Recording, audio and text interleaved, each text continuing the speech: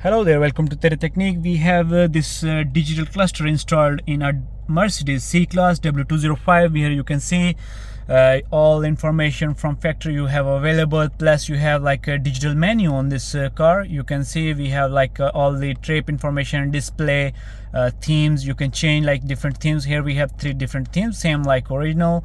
Like one is sport theme, we have like a classic theme. So we have all 3 themes available, plus we have other informations. Every information that is required for the car is available here. That's the model from 2017. But if you have any car you want a digital cluster, you can contact us in the description below. So